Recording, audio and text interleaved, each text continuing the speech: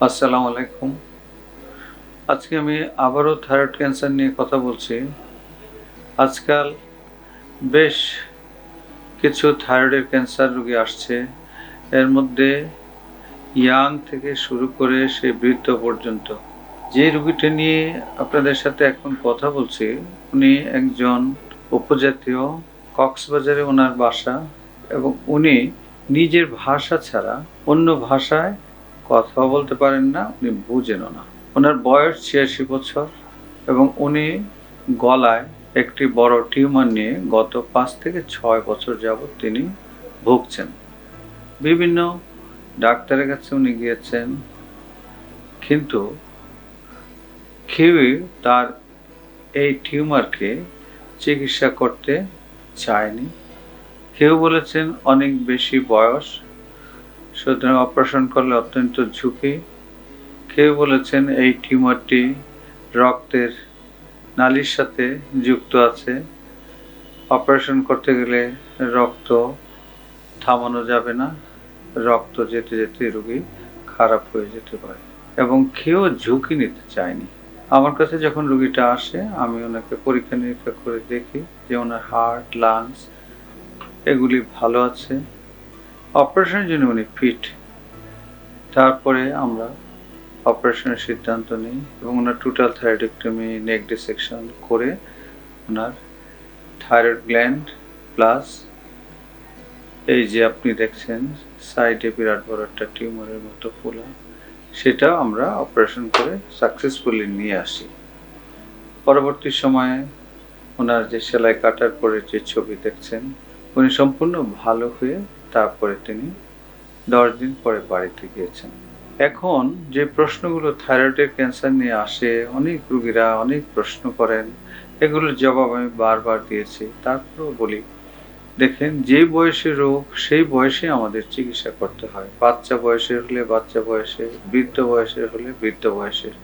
তবে অপারেশনের জন্য উনি ফিট আছেন কিনা, দ্যাট ইজ ইম্পর্টেন্ট। যাকে আমি অপারেশন করব সেই ক্যান্সার আমি অপারেশন করে সম্পূর্ণরূপে নিয়ে আসতে পারবো কিনা, যাকে বলি আমরা অপারেবল। এই কয়টা জিনিস ইম্পর্টেন্ট।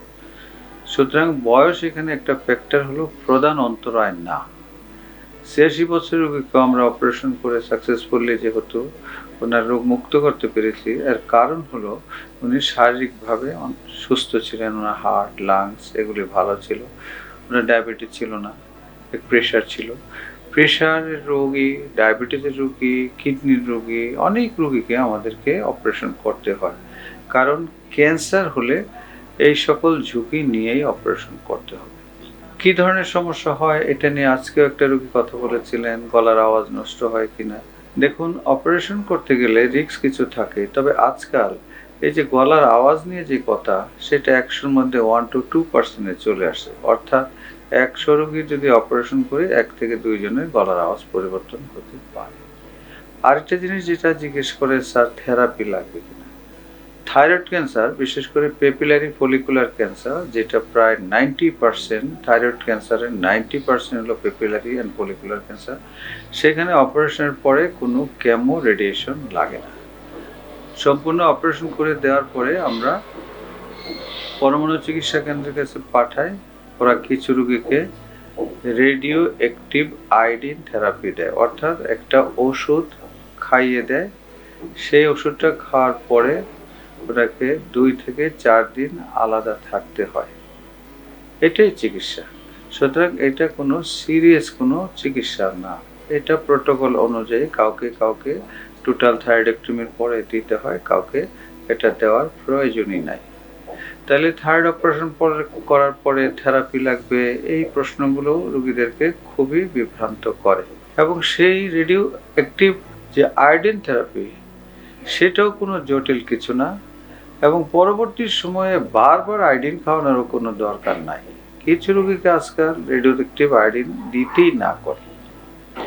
তো সুতরাং প্রধান চিকিৎসা হলো অপারেশন করা। কারো একদিকে, যেটাকে আমরা বলি হেমিথাইরয়েডেক্টমি, কারো ২ দিকে ২ লোবে অর্থাৎ টোটাল থাইরয়েডেক্টমি আমাদের করতে হয়।